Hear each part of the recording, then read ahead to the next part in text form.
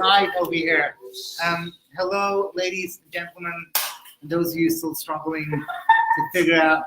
I just wanted to it's really, I've been waiting for this, literally, for years. I've always wanted that Meorot should go like viral, not like in the sick kind of way. But anyway, this is happening right away. This is very exciting. For those of you who are watching, so this is very awkward because they all said they don't want to be on here, but just get like a quick wave from afar, okay? This is very exciting over here. And there's really thousands of people else watching as we speak over here. So my name, for those who don't know what, no, I made it up. For those of you who have no idea who I am, my name is Rabbi Nissel. I work for NCSY, and I'm a senior educator, and for years and years, I wanted a school like this to exist, so it exists, and I know a lot of your faces. I'm never going to remember your names, so don't worry about it. I don't know my grandkids' names. But what I do want to do is I want to teach you Torah and have an amazing class to share with you tonight. And yeah, this is live, so this is also fake. I don't know what is this like. It's like ridiculous. Try and ask intelligent questions so we can impress the people that are watching. Okay? Well, the thing is as follows. There's a rule that once you're live, you don't know what's happening. You don't know that people could be watching in China. People watching all over the world. So let's just do the best that we can. So you are probably sick and tired by now about people speaking Rosh Hashanah, so I will not speak about Rosh Hashanah, even though it's less than a week away. What I do want to speak about is your year in general. And the way I'm going to do it is I'm going to speak about the last few days that we have left of the month of Elul. So for those of you who are not familiar, the Jewish calendar, we have 12 months. And the first month in terms of the Jewish year is the month of Tishri, which is Rosh Hashanah. And the last month, which is where we are now, is called the month of Elul. So it is called Elul, E-L-U-L, Aleph Lamed Vav Lamed. And I want to ask you a simple question. Who here, with her genius and her massive knowledge, can tell us in history what famous event happened in the month of Elul that's recorded in the Torah somewhere? Awkward. Yes, please. So that happened on Rosh Hashanah. Well, technically speaking, you're correct, because the Rosh Hashanah was the 6th day of creation. So if you think about it, for the 25th of Elul is when the world actually begins. It's a great answer. You can tell you're in Meorot when you get amazing answers like, what's your name, please? Deborah. For those of you watching in China, so Deborah from where? Cleveland. Okay, there go Cleveland. So there we go. Okay, are you free now? You're hearing this? Okay. So it's a good answer. It's a great answer. But you don't know that it happened in the Chumash, because the Chumash began with Bereshis bara Elokim. You're right, it actually happened in the month of Elul. But it's not recorded as an Elul event. It's not recorded. It's not like we came out of Egypt in Nisan. Like we know that. The Jewish calendar is filled with events that we celebrate or commemorate or we reconnect to. What actually happened? It's a trick question. The answer is nothing. The answer is absolutely nothing. After we have the month of Tishri, is a month called Cheshvan. It's called Bitter Cheshvan. And why do we call it Bitter Cheshvan? Because nothing happens. When nothing happens, it's bitter. Sometimes in a relationship, those of you who've had a boyfriend, if you remember that gender, so if you ever had a boyfriend, so you'll know it's better to be fighting than not to be talking at all, in a sense. Because as long as you're sort of fighting, you'll communicate. So there's something going on over there. The moment that you're like facing different directions, so there's nothing going on at all. So Cheshvan is a month of nothingness. Elul, at first glance, is a month of nothingness, but really there's a lot of stuff happening in the month of Elul. Because going back to the idea of a relationship, nothing's happening when you're in a courtship, male-female courtship. But the moment you get engaged, it's like, whoa, okay, significant date, remember the engagement. Then you're on, you remember the wedding day, but the courtship, nothing was happening. But in fact, everything was happening, because that's when you were building together a relationship. Does that make sense? So the rabbis told us there's nothing explicit in Elul, but there's a thing called remez. The word remez means secret hints in the Torah. So for example, Elul has a secret hint in the Torah where it's mentioned. Anybody by chance know what I'm referring to? Oh my gosh, this is incredible. What's your name, please? Don't say you're from Cleveland. No, Maryland. Okay, phew. Okay, so one up from Maryland over here. So yeah, Ani Ladodi, I am to my beloved. Ladodi leads. So King Solomon Shalom, I am to my beloved is to me. You take the first letter, Aleph, Ani, Ladodi, Lamed. The Dodi is Vav, Lamed. So you got Aleph, Lamed, Vav, which is Elul, which means when you start a relationship, Ani Ladodi, I reach out to God. I am to my beloved. And then my beloved reaches out to me. So, is anyone here from England? Any Brits? Okay, so you probably get this. What were the last words that Princess Diana said before she died? Before she went from being Princess Di to Princess Dead. Her last words were, Ani Ladodi, Vidodi Li. Get it? Her boyfriend was called Dodi. It's not so funny. Okay, it's a little dark for Shima, okay? Let's get it. Ani Ladodi, Vidodi Li. The point I'm trying to make is, yeah, it's not funny at all. But the point is that is what El is, all the stuff that's going on behind the scenes. So what I want to share with you is that the rabbis went out of their way to find all kinds of secret, hidden places where the word El appears and to try and figure out what's going on behind the scenes. So here I'm going to give you some information. Every morning, when I say my morning prayers, you could do the same thing, but you don't have to. But every morning when we say our morning prayers, so the morning prayers is built like a workout. You've got like 4 steps. Each one is like a rung in the ladder. You start off with morning blessings. Then you have the verses of praise in the Hebrew Psukkah de Zimra. Then you have the Shema and its blessings. And then you have the big climax, is the Shemona Esrei. And then you have 4 steps to climb down. It's like the cool down. So you have a thing called Tachanun. Then you have a thing called Ashrei and the Balatzion. Then you have a thing called Aleinu. And finally the Shir Shel Yom. When you say Ashrei and the Balatzion, so if you want to skip it, because you're ladies, you can. There's one thing you don't know about me. I'll just give you a little sneak preview. I wrote a book, which for many, many years was a bestseller, called Rigshay Lev, which actually means emotions of the heart, and it's about women in prayer. So it's all the laws of prayer pertaining to women, plus all the philosophy and hashkafa. And there, when it comes to what's called Uvalatzion, I say to women, if you want, you can skip it. Because the main purpose of Uvalatzion is to remind men that before you start your day, you go from the synagogue and you go to the office to work, whatever it may be, remember to learn some Torah. And that's the second verse in Uvalatzion. Uvalatzion begins, by the way, I just want to warn you right up now. The first few minutes of this class is really boring. So I'm just telling you that it's kind of technical. And some of you have that like, yeah, I'm getting tired look on your face. But I'm telling you the following thing. If you stay about 10, 15 minutes, you're going to say, oh my gosh, this is a life-changing class. So you have to trust me. At the beginning, I'm just giving you some technical information. Every morning, I say Uvalatzion. Every morning, Uvalatzion begins with 2 verses from the prophet Isaiah, Yeshayahu HaNavi.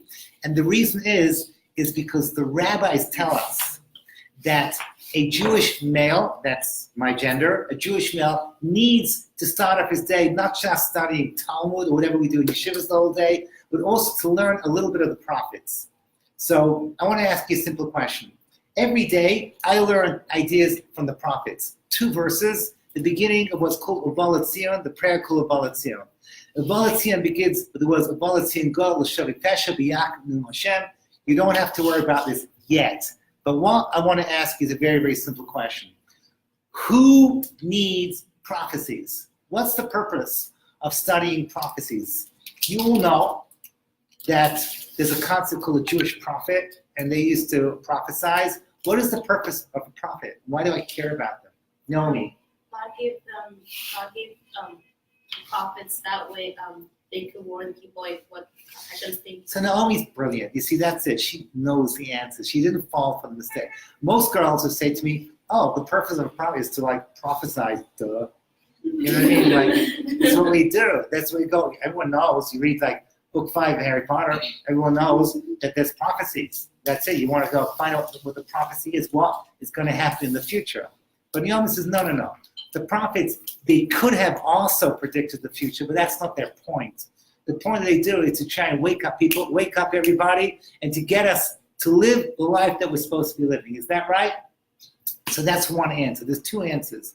Where am I getting my sources from? Maimonides. In Hebrew, the Rambam. The Rambam, in his Laws of Repentance, brings down that we need prophets for not one, two reasons. The first is because the prophets tell us to get back into the path. And the second reason is, and I'll give you a clue, if you are strange enough that you follow the Haftorah, so you'll notice that after Tisha B'Av, where things go from from sad to happy, every Haftarah are called the 7 weeks of comfort. What do the prophets talk about when they talk about Nechama? How do they give us comfort? What are all these prophecies all about? Yes, please. I think that the prophet would reassure the Jews that there's no chance that God loves them, but they need to get back on track. Okay, but once he... So because God loves them. Well, how do you know, how does he express that God loves him? What does he say to say, I'm going to show you that Hashem loves you, because you know why? And then he starts ranting about one subject again and again and again from all different angles. Yes, please. From Cleveland, back to Meorot. Yes, please. Because he cares. But what do the prophets talk about? There's a subject, I'll give you a clue. It rhymes with like Shmashiach. Ellie, there we go, okay? The southern region, thank you very much. It took about Mashiach a lot. It took about the end of days. It took about the good times. Now, let me say an incredibly important piece of information. Ladies and gentlemen, this is an important piece of information. Everyone must listen. If you ever go to education, or you go to Kira, or you work for NCSY, or you work for any organization you want, whatever goes, tribe, whatever it is that you work for, in England, they've got a thing called tribe. It's like England's NCSY. H, whatever you want. You want to all, whatever makes you happy, whatever floats your boat, you know what I mean? If you want to do anything like that, or you want to become a mother, and you want to get your kid to change. So here's the rule. If you want to get anyone to change, it will not work if your method of getting people to change is by screaming and shouting at them. Tell this to your mothers, by the way. Okay? Anything with you better change or else does not work. You can get a temporary behavior modification, but you're not getting a person to change from the inside. The only way you can get someone to really change is if you make it really, really exciting to be able to realize that if I change, my life will become much better. I'll give you an example. I bet you everyone over here has once had a girlfriend who was in a bad relationship with a guy. It happens. Okay? Toxic. Everyone says, no, he's bad for her. So what do you guys do? You tell her, drop her, but he loves me, okay? He buys me flowers. You zombie, you are controlled by him. He is terrible for you. And all your friends are telling this stuff, and he loves me, he said so. So what do you do? You're smart. What you do is you find someone significantly hotter, excuse me the expression, more good looking, more handsome. So when you say, this guy over here, he's really interested in you, but he's waiting for you to break up with so-and-so. That's different. Okay, for Harry, maybe I'll do it. You know what I mean? For someone that, if you show you that what you're getting at the other end is worth it, then you'll change your behavior. That's the way you get people to change. What? Well, no, I'm talking about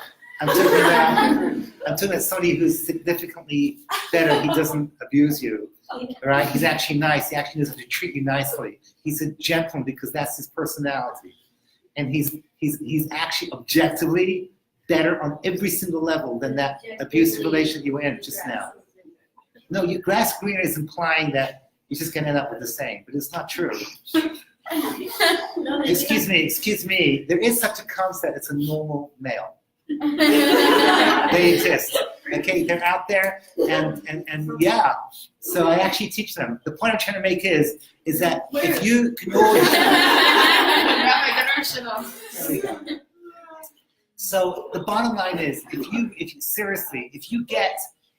get to understand, this is how education works. If you could show where everything is going to, then you can get people to change from where they were.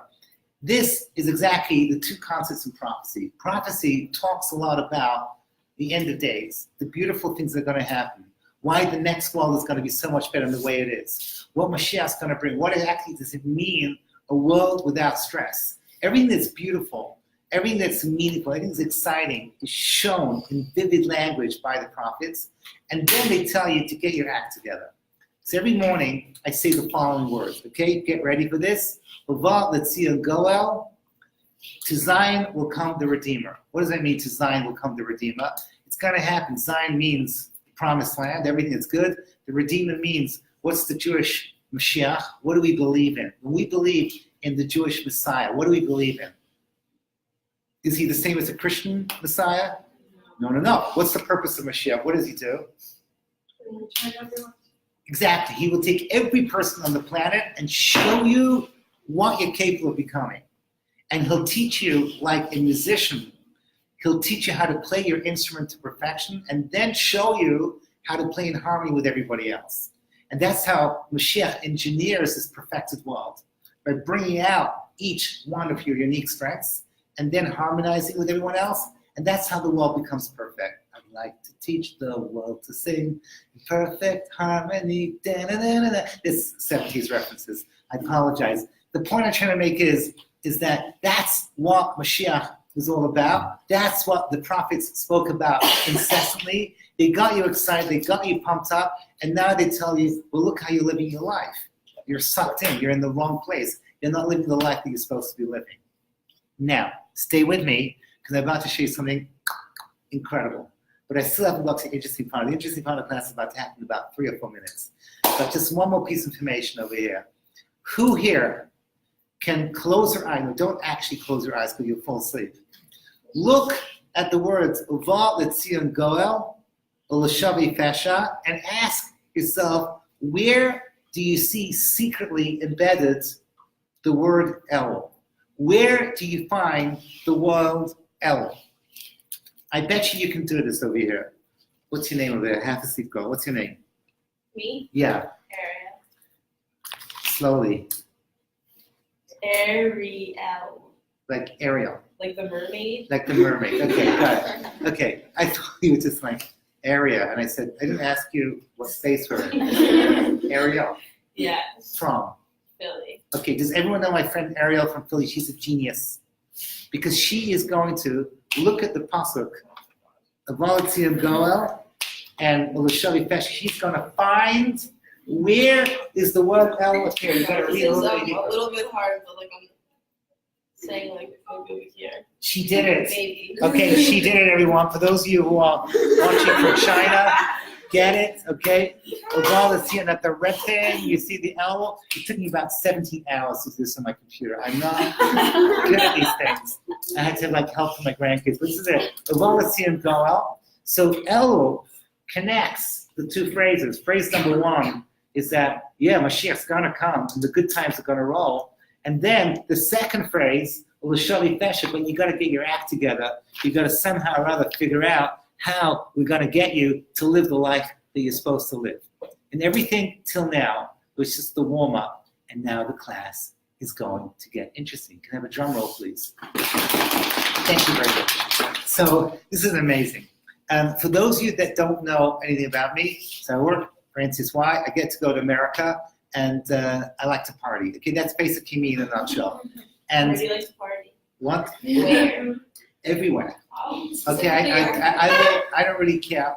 Philly, even Philadelphia. I know it sounds strange saying It's that, hanging out with because Philadelphia's not really a place. Oh, Okay, you sort of pass it on the way to Baltimore.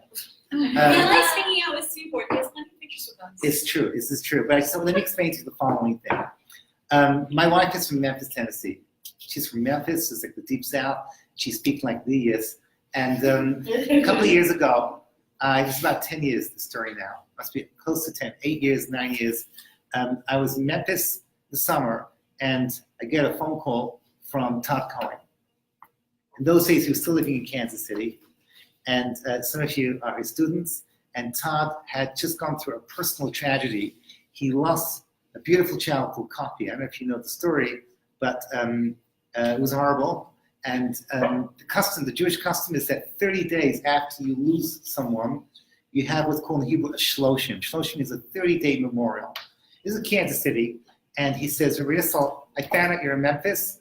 Can we fly you in to Kansas City to speak Kansas City has one big synagogue. It has the unfortunate name Biav. It sounds like a plumbers convention, but that's it. Whatever it is, that's what it is. You're going to speak in front of the whole community in Kansas City. So I said, no problem. You don't have to fly me in. We're going to do a road trip. Rabbi Nissel lets me. I love road trips. I love the Midwest. And I like road trips for reasons that most people don't understand. No one here is going to understand me because you're going to think he's weird. He's weird. But I have like this unnatural love for truck stops. Seriously, I like gas stations, truck stops. I like, you know what I mean, like to go and like share urinals with truckers, like big, scary truckers. And like, it's like the whole atmosphere of a truck stop. I go into like a baseball cap in the back and what? It's great. Yeah, he wears like a red MAGA hat and they're like It's actually black. It's the cigarette friend hat. You know that every trucker has. it's amazing. I love that. And then you go up and you look at the truck and you say, sure looks like a 76. And like, oh yeah, sure is a Chevrolet 76 like that. And I took about, well, let me see your carburetor. Like like whoa, okay. So this is for me like a thrill. Now I want to ask you something. For those of you who are normal, which I think is everyone here except for me, let me ask you a question. I go to truck stop. When you go to a truck stop, what do you do? What do you do when you go on a truck stop? Snacks, okay? So number one, you need to get snacks. Bathroom breaks. That's an amazing thing. You can always tell, oh my gosh, you are so your father's gonna be so proud of you. Because very rarely when I speak to girls do they say things like, you go to a gas station for gasoline. Right? Like, duh. Okay, never thought about that. Yeah, because it's like daddy does it, you know what I mean? But the point is, but so you always think like toilets, okay? I always think about coffee, right? Toilets, you think about snacks. Some people like gasoline, but there's a fourth one. Sleep. No. Sleep is what you do at the end of the journey. You don't go to a gas station to sleep. Some of them, Learn the rest, Torah. what? Truckers. No, you're not gonna get Right. this. What? Get out of the phrase. Talk to the truckers. No. You see, in the Midwest, they have certain types of truck stops that you can actually buy completely and totally useless things in huge quantities for very cheap. So, for example, you can get for $20 3 heavy metal T-shirts that are extra large, right? Like kids call them pajamas, of like bands that never made it with like eat your mother's liver, that kind of thing. And then like on the back, they have things like, the road trip from 1974, Albuquerque, you know what I mean, like Santa Fe. And then you buy these things and then you get like shot glasses, Missouri shot glasses, and all kinds of weird stuff. So I love these things. So let's go back. I'm in Memphis, Tennessee, and we rented a car, but this is the Midwest. So I rented a pickup truck. It comes with like a free dog, and you put it in the back. And I find some like country stations, and don't you make my brown eyes blue? And you just like cross over the Mississippi, and you're in Arkansas, and then you go like to Blackville, and then you like cut through Cape Girardeau. You're in Missouri. You make it to St. Louis. I spoke in St. Louis to the Jewish community there. Mike Kravinsky, I don't know if anyone knows him. And then afterwards, the next day, you're going west across the state of Missouri. This is so exciting. Nothing has ever happened in Missouri ever, right? It's like a little boring thing. You can go for a couple of days without seeing anything, but I don't care. I'm taking the 60 west, going to like Madrid, Missouri, all these cool places. And the goal, of course, is to find those truck stops. But there's one truck stop that is different from everyone else. Don't forget, you don't have them in Philadelphia. You do not have them in Maryland. You don't have them in the Midwest and places like Wisconsin, and it's called Stuckey's. Anyone ever Stuckey's? There we go. Okay, for those of you who do not believe this, I once gave this class, and then a couple weeks later, one of my devoted students sent this to me. Okay, you get it, Stuckey's. Okay, just to show that it's really exciting. So Stuckey's, there is nothing like Stuckey's. It has, you can get playing cards, and you can get like a thing like an alligator skull, like stuff like that. Not normal, right? You can get alligator heads. They have like random rocks that you can buy that are just different colors, and they're like $40. It makes no sense. Random rocks. So there we go, okay? Random rocks. That was Ellie Hart, for those of you listening. So now I just want you to know, she's still single. And the point is, so the thing is that we have, so here I am. I'm crossing over Missouri. I'm going with my son and my son. It's just the three of us on this road trip, blasting the country music. And then I see Stuckey's. We're getting off for Stuckey's. We get off, okay? We get gas, we get coffee, toilets, and then I go to the Stuckey's store. And it's all that, and we're like excited, getting into it, like we're pumped up, and like discussing the prices with truckers and things like that. And other things just get me excited about life. 5 minutes, 10 minutes, 15 minutes, 20 minutes. And then it happens. The moment in infamy, the moment I will never forget.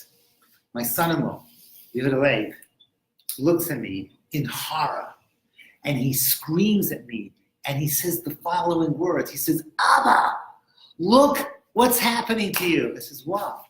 I said, you have in exactly 2 hours, you are speaking to the whole community in Kansas City. And here you are in Stuckey's. Abba, you're stuck in Stuckey's. And I go, oh my gosh.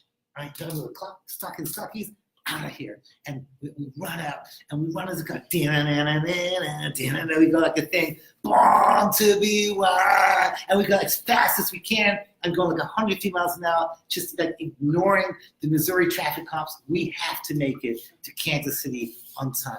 All along, my mind is going back and forth, and saying, stuck in Stuckey's. I'm stuck in Stuckey's. And I keep on thinking, what does it mean? I'm stuck in Stuckey's. And then finally, the penny drops, and I realize what is going on in my life. We are all stuck in Stuckey's. 99.9% of humanity is stuck in Stuckey's. What does it mean to be stuck in Stuckey's? Well, everyone knows it's a country song. Life is a highway. Correct. And we have to somehow or other make it to Kansas City. That's the goal in life. You know what Kansas City is? Kansas City is the one to come. Kansas City is the world of Mashiach. Kansas City is where Dorothy lived. Everything good happens in Kansas City.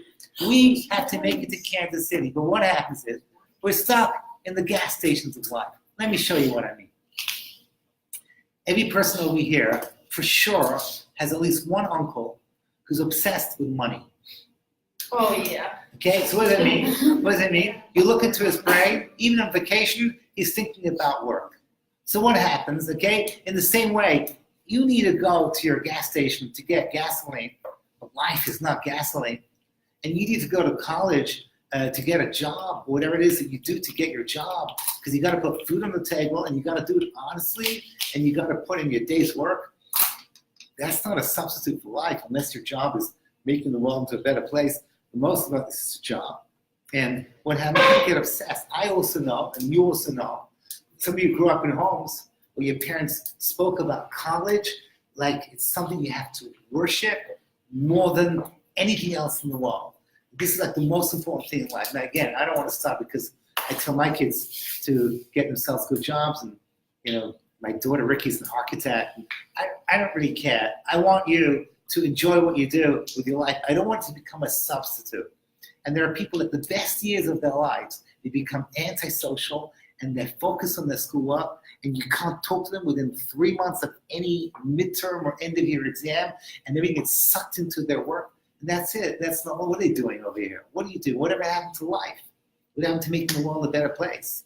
So again, then you have people who are obsessed with diversions and hobbies and all kinds of crazy things in life. For example, I have a friend who lives here in Harnoff. He's a teacher in a place called Machon Lev, and he had a student that disappeared for 2 years. And then he resurfaced and says, where were you for the last? Rebbe, you do not want to know. tell me. He pushed him until he eventually admitted that for 2 years he was playing one game on the internet. One game. And there was something about like witches and wardrobes, or something. I can't remember what it was. Was it Warcraft and I don't know what it was. Yeah, World of Warcraft. This story is also about 10 years old. World of Warcraft is what it's called, the game. Some people with Second Life. They go in. He was so good at what he was doing. He was making money being other people's avatars. So people do that. They get sucked in. But we all do this in like a small little way. There are girls over here would never admit that they spend, without any problems, they will spend hours in front of a screen. They will do what's called Netflix binging, or they will watch 6 hours of reruns of Friends, whatever it is. Okay, people do these things. They get sucked in, and then there's of course this like the quiet, sweet girls that just like to click on something on YouTube. So what happens is that someone sends you like a YouTube click, and it's like, oh, this is very interesting. This is a Rabbi Nissel saying it about Torah. Okay, that sounds from. Let's click, and then at the end on the side, there's always other things to click on. So you go click, and it's another 5 minutes. And then you go click, it's another 5. And you don't know how it happened. Somehow 3 hours later, you are watching a tutorial how to communicate with a giraffe. Right? It's somehow you got there. Oh, okay, you're saying so true. Okay, look, she said so true. Okay, and then there's, in other words, whatever it is. No, like you start on one thing and then you get on like such. Yeah, or whatever it is, or new YouTube styles. knows what in- I want to watch. Yeah, new styles in Caribbean nail design, whatever it is. People, okay, you get sucked in, and that's it. And people, it becomes their life. So people spend their lives in the proverbial gas stations of life, and they forget that they have a real journey and a real mission to take. Is that a hand up? Yeah. Yes, ma'am. Okay, I have a question / comment, but it could be wrong. Just remember me your name? Ariel. Ariel. Whoa. This is some kind of a trick going on over here. There's 2 of us. Too many mothers were reading Midsummer's Night Dream at the same time. Go ahead, yeah. So you said like there's that one kid in college who's like became antisocial and studying and doing his work. Like yeshivish people do the same thing. Okay, so it's a very good point. It's a very good point. Let me just ask you a question. Is there something intrinsically wrong with a gas station? Not really. No. So this is the point. The point is not, the gas station is not a problem. It's not a threat to our lifestyles. It's when the gas station becomes an alternative to the road to Kansas City, that's when it becomes a problem. So you're right. I have an example. Again, going coffee, right? If Rabbi Nissel was stuck on a desert island, I still need my basic 3 food groups: coffee, chocolate, Advil. Okay, and then that's it. And then I'm fine. I still need those things. You need to survive, for goodness sake. You can't live without toilets. Toilets symbolizes, let's say, taking care of your health. You want to exercise? That's good. The exercise sometimes takes over your life, and health takes over, and you just go crazy, and that becomes a substitute. So I'll tell you something very interesting. That people ask me the following question. It's a little bit like your question. Is it a problem to do things that are completely mindless? Like, for example, there are girls in this room. For sure, some of you, I don't know if you or your brothers are obsessed with sports. At the end of the day, adult men appearing in public in stretchy pants and shoulder pads, throwing an oddly shaped ball, and Americans call it football. You have people that are obsessed with grown-up men doing these strange movements. Okay, it's possible, right? Or there are girls in this room who are fashionistas, and they can talk for hours about shoes. What would you talk for hours about? Like literally everything but. Everything but shoes. You're Canadian. Yeah. Okay, they don't have shoes. Way more crazy. No, you just have boots. Snowshoes. Snowshoes. No. Tennis rackets. and other things that you need to fight polar bears. Whatever it is, anyhow, but the point is the point I'm trying to make is that people think, now, so I have this little theory that everything that is crazy in life is always good as long as you're in control. I'm going to say something a little bit deep. Whoops. Okay, I want to say something a little bit deep, and then I want to get to the close up this plan. I want to say a little bit deep over here. Do not misquote me because this can easily be distorted. I want to share with you something. In the summer, I go to exotic places in Europe. Why? Because I'm a historian. I'm not really a historian, but I know more than the average American about European history and European Jewish history. So every summer, like I just now, it was 2 weeks ago, I was in Barcelona. Awesome, like crazy, Barcelona. I know you're thinking, no, I was not on the beaches, no clubbing, and I think I was basically showing people where they used to burn Jews. But the point is that, yeah, that was pretty dark, I'm sorry. Yeah, but the point is, so what, I can do the same thing in, yeah. Last year we were in Tuscany. You said burnt shoes, but like, No. that's pretty all the burnt shoes. Yeah, but that's also to say Spain, whatever it is, yeah. Yeah. Could be they burned their shoes as well. That would be like, yeah.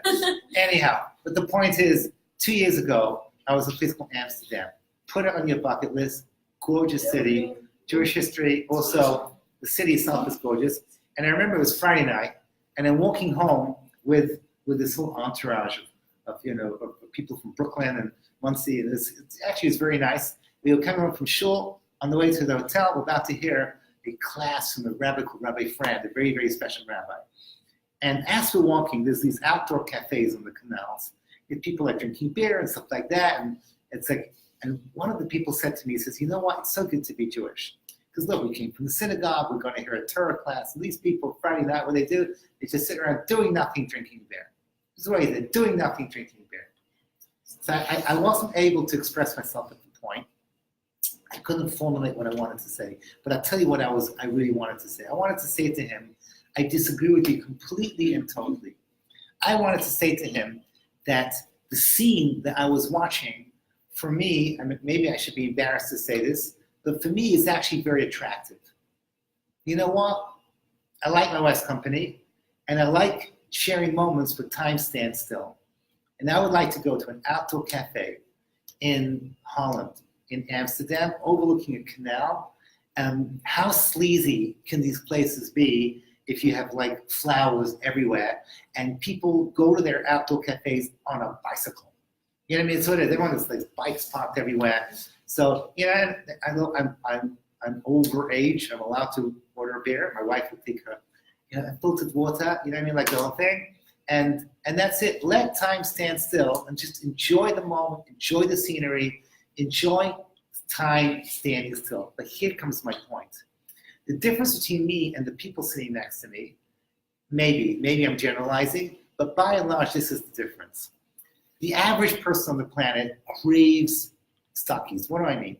They work from 9 to 5 and they hate their jobs. So they say, well, I can survive my 9 to 5. When I get home, I can spend 5 hours in front of a screen. So that's what I'm going to do. So they look forward to their evenings. The whole week, they look forward to the weekend where they can party and have fun. And they do things, whatever it is, they go, whatever it is, they they go out, and I know, I'm always with my 70 references, apologize. And then the whole year, they look forward to the summer holidays. You know why? Because I was just now in Spain, and I saw this with my own eyes. We went to the island of Meorot. Now, just to give you a sense of perspective, Israel gets between 1 and 2 million tourists a year. In Meorca, they get between 100 and 200,000 tourists every single day arriving in their little dingy airport. They come from England on their charter planes, they come from Germany, Scandinavia, they arrive in Meorca, they go straight to their cheap hotels on the beaches, and the first thing they do is get drunk. And that's it. And then they sleep till like 2 PM. And then they go and they cover themselves with oil and they go to the beach and they lie there because they want to be like the first person on their block to get like skin cancer.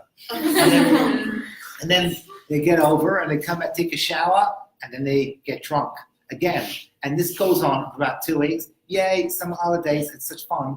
And then they go back to Birmingham and Leicester and Liverpool and all the other places that these Brits come from, right? You know what I'm talking about. Torremolinos, we're having fun and all that stuff. So now, so I have to tell you something, that I enjoy the same thing, but for the exact opposite reason. I want to disconnect only so that I can do what I'm doing now, which is something meaningful, which is teaching Torah.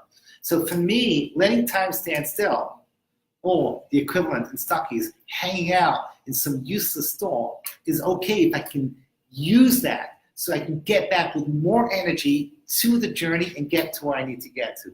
The point I'm trying to make is that I will escape from reality so that I can get back to reality, because I crave the real world. I want to do what Hashem put me in this world for.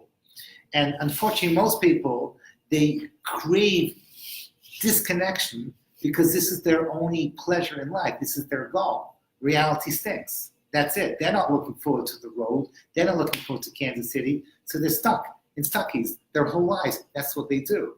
Which brings me full circle. Which brings me to this time of the year. And which brings me to what a year in Meorot is really all about. This is really what I wanted to get to over here. So it is not a secret. Rosh Hashanah, the whole goal of Rosh Hashanah is to tell God, okay, whatever is my mission in this world, I want to do. I want to get to Kansas City. That's what it's all about. The problem is that we get stuck in the gas stations of life. So Rosh Hashanah is a huge, big wake-up call. It's a huge, big wake-up call. Rosh Hashanah is one big, Abba, you're stuck in Stuckey's wake-up call. Rosh Hashanah, the main job is to tell Hashem, you made me unique. Every person over here is special. Now, I'm not saying this because I would sound like your mother or your grandmother, but just look at the girl next to you. You look different from her. Secretly, you can think to yourself, thank God. But Hashem says, you know why you're supposed to look different? Because your job and your mission in this world is unique and special. Oh, that's so sweet. She just said she was thinking, I wish. Okay, okay.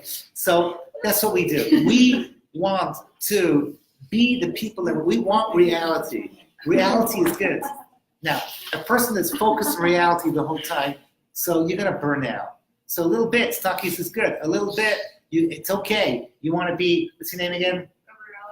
Gabriella wants to be into fashion and follow what? What? I'm an artist. I just like fashion. Artist. Okay, you want to get, no, but the artist is already something that you do to make the world a better place. But let's say you do things you want to follow off and just whatever, things that interest you. It's all good. Everything is good as long as you don't make it a substitute for life, unless you think this is what you want to contribute to the world. The point I'm trying to make is that Rosh Hashanah is begging us to live in that reality, to remember not to get stuck in Stuckey's. And then comes Yom Kippur. Yom Kippur is a taste of the world to come. Yom Kippur is contrary to what most people think. This is like a classic mistake. People say, oh, Yom Kippur must be a much more awkward day than Rosh Hashanah because you're fasting. So Jews like food. Rosh Hashanah, food, good day. Yom Kippur, no food, bad day. It's the exact opposite. Okay, Rosh Hashanah is a day of judgment. It's the Yom Adin. Hashem decides your year. Yom Kippur is a day of forgiveness. Rosh Hashanah, you don't talk about your past. You're not talking about your sins. Yom Kippur, you take out your past, you pass it through the great laundromat in the sky, and your sins are forgiven. That's what happens. At the end of Yom Kippur, you can taste the world to come. How do we know? Because we blow the shofar that symbolizes the freedom of slaves, and the rabbis teach us it's the freedom from the shackles of your physicality. That is real freedom. Ladies, you heard it here first. The definition of freedom is freedom from the shackles of your physicality. That's what it is. Freedom, well, I'll show you one of my shackles. Is this thing over here. It owns me. And sometimes I feel like it owns me. So, it's not easy. It's not easy to be in control, that you only use it when you need it and not when it needs you. So all these things, in Yom Kippur, you feel that sense of freedom. It's an incredible, incredible thing. That Elul is at the end of the Jewish calendar, And El is the courtship between us and God, because the purpose of El, which is these last days that we have now, is to ask ourselves that question, wait, are we stuck in Stuckies? And if we need to get back to the highway, why? And the only answer that could possibly be is if Kansas City is interesting, if we actually buy into everything that Judaism is all about. So let's go back to this thing once again. These are the two phrases of prophecy that I say every morning. Uval Etzion Goel, I believe there's something beautiful waiting for me at the other end. Judaism for thousands of years have held on to this belief that this world will actually be perfected by the Melech HaMashiach. And there we can actually feel close to Hashem and we can taste constantly a world of pleasure. But there is a catch, l'shavi pasha, which means that I have to get away from Stuckies, get away from the stupidity in my life, and get back into the world of reality. So El is the time, and we still have another week, a little less than a week, is when we stop and think about these things and we ask ourselves, okay, so what is the Kansas City of my life? And why am I excited about it? And once I'm excited about it, how do I make sure that I'm focused on that road and I don't get stuck into the gas stations of life? One last thing, and that is every morning, if you listen carefully here in Harnof, you'll hear the sound of the shofar. You guys ever hear the shofar in the mornings over here? So why do you blow the shofar in El? So I'll tell you something very simple. There's two ideas in the shofar. There's the Rosh Hashanah shofar and there's the Yom Kippur shofar. The Rosh Hashanah shofar is very simple. What's the Rosh Hashanah shofar? In Hebrew, Uru, Uru Mishnafchem. Wake up from your slumber. Wake up from your slumber, Ariel. You gotta wake up because you're stuck, Ariel, because you're stuck in Stuckies. So that is the one shofar. The second shofar, which we just mentioned, the shofar Yom Kippur, is the shofar of the freedom of slaves. So I don't know if you know this. When God created the world, He created the world with the shofar. When God helped us go through the Akedah of Yitzchak, it came with a shofar. Mount Sinai came with a shofar. Moshiach will come with it. That's the shofar that brings us from the beginning of time to the end of time. That's the shofar of freedom. That's the shofar of true spiritual freedom. Freedom from the shackles of our physicality. That's Yom Kippur. So Elul breaks into two. In one direction to Rosh Hashanah, the other direction to Yom Kippur. But Elul binds it together with these two phrases, Uval Etzion Goel, l'shavi pasha. This is what this rabbi, the Abu Dram, the Spanish rabbi, the Abu Dram, taught us by showing how these things work. And now you know why this is always my first class. Because throughout the year, I'm going to talk about stuck and Stuckies. Because the most important thing that I'm obsessed with it. I'm just telling you now. The most important reason why you came here for a year is to give yourself instincts that you're never going to be stuck in Stuckies in your life. That's what you're here for. It's really instincts. Obviously, you came to learn and you came to experience. But these instincts do not waste your life. You get one shot at life. And you got to make sure that you get to your own personal Kansas City and that you're a partner with the rest of the Jewish people that we all get to our national Kansas City, which is Mashiach. You got to make sure that you live the life that you put into this world for. And that involves a lot of hard work. And that's why this year you study Torah and you also think a lot about the true important values of life and what we're supposed to be doing here in the short amount of time that we have to make the most out of it. So that's it. That's my message to you for my first class, is that I'm very excited about this year, but the goal is that we can always recognize what exactly is Stuckies, what we need for Stuckies, what we don't need, how much time to spend there, get back on the highway, and then life will take us to the promised land and we'll make it to Kansas City, God willing, with the coming of Mashiach. Thank you for listening, guys. Promise me, so last time you clap, I'm not a performing seal. Thank you. And